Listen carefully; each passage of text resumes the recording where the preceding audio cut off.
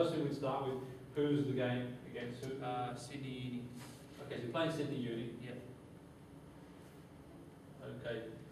And what day is that? That's Saturday night. Okay. In time? 7 o'clock. 7 p.m. Yeah. Saturday night against Sydney Uni. Yeah. Okay. What colour shirts do they wear? Yellow shirts, blue Yep. shorts, blue socks. Okay. And what colour's your?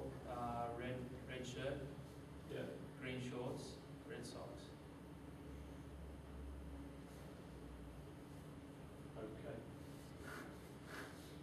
What's involved in that game? Who's going to be at that game? What will be involved in the game? Who will be there? You got your teammates. Teammates.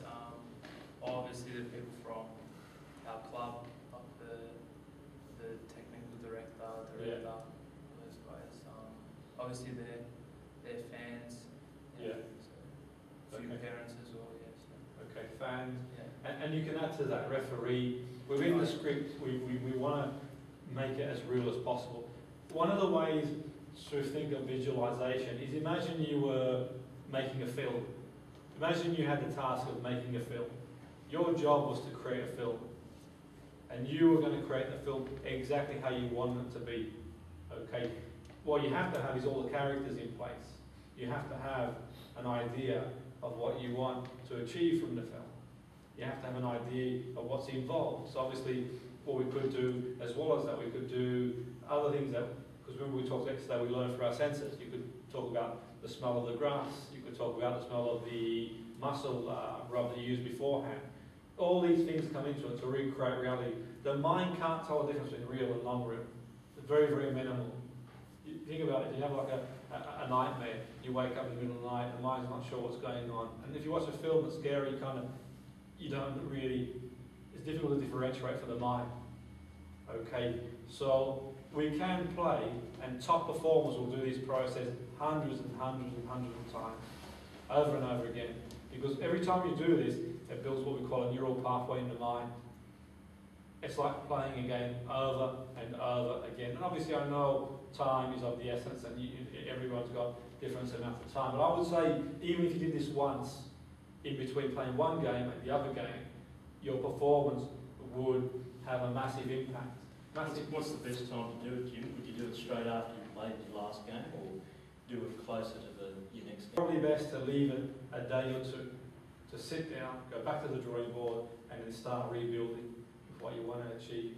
And then what you could do is put together a script, visualize your script over 15, 20 minutes or so, and then you could do that a couple of times before the event, or as often as you've got time to do. The more you do it, the more chance of being successful you have. Yet, in the world that we live in, not everyone's got obviously time to run over it again. I do know that some of the top performers in some of the top leagues in the world do come back and actually visualise their training or aspects of their training again, just recreate it in their mind and think about it.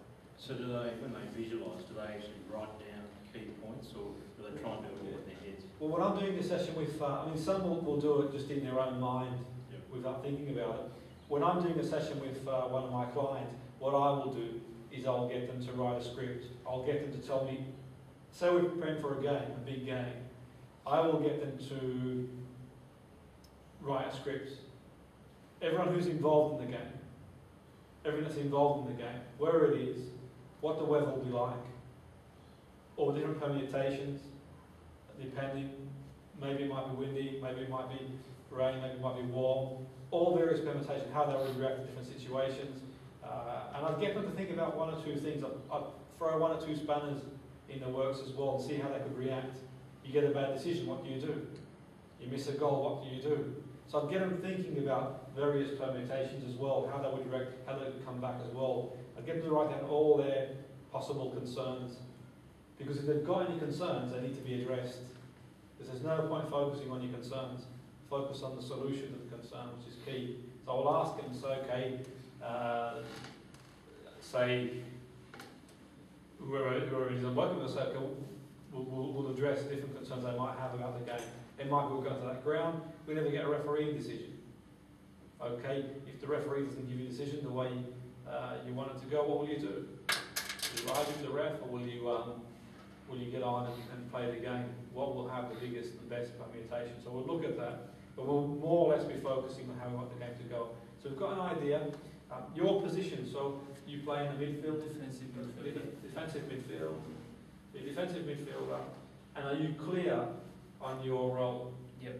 Okay. This is where my job sometimes is about speaking to the coach, because I've had many players who have come across to see me and they're not clear. They don't know what they're supposed to do. Even at the very highest level, they honestly don't know.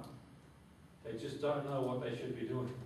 If you go on the field and you're not sure about what you should be doing, what chance have you got? If you were to get up in the morning and make your way to buy a paper at a shop, you didn't know where one was, you could be looking for ages. You might fluke it, find one. Then again, there might be none in the vicinity.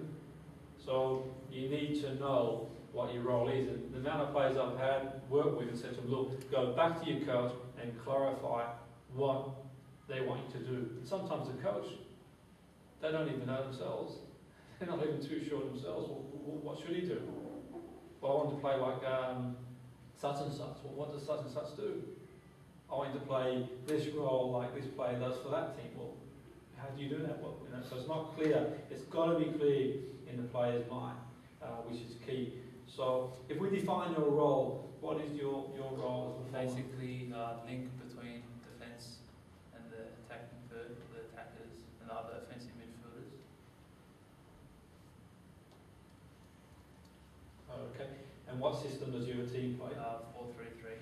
So you play 4-3-3, and you're the holding midfield, defensive midfielder. Yeah. So obviously, like when the centre back has the ball, like you got the whole, the Barca, the right backs push on, the left back pushes on, and then I'd tuck in to make the back three. Yeah. What would a perfect game for you be? What would be, from start to finish, what would be your ideal game against Sydney Uni? What would you want to do? Probably no missed passes. Yeah. Okay. Yeah. So all successful passes. Okay. You picked up on that quick. Yeah. Because if you're going into a game thinking no missed passes, what do you think's going to happen? You're gonna miss one. Keep possession. Precisely, yeah. Because you're thinking negative instruction. If I tell you don't lose the ball, you think of losing the ball. So we want to make it a positive instruction. So if you do pick up that with the people you're working with or with yourself, change it. Change missed passes to what you want. What do you want out of the game? So missed passes would be, it might be, I want to complete 100 successful passes. Whatever it is that you want is key. Because if you're focusing on that, then you're sure going to achieve it. Okay, so what you want from this game? You start this game against Sydney. You're really, how does the game go? What do you mean? Okay, game kicks off. Yeah. What would the ideal? What would the, let's say 90 minutes game's finished? What would have been the ideal game for you? What would you have done? Probably played well tactically, like obviously keep my position, reduce the space in midfield, obviously, and with that, the passes, and with that comes obviously dominating the game. Yeah. Yeah. Okay. And by dominating, I mean like obviously more possession, more chances. Okay. For them, more chances. Yeah. So you minimise their chances. You tackle. You pass. Yeah. Do you have any strikes on goal? Oh, rarely. Okay. Yeah. So rarely a strike on goal. Your job is to screen the back four and keep the ball moving. Yeah. Okay. Okay. And that would be a successful game for you. Yeah. Yeah. Okay.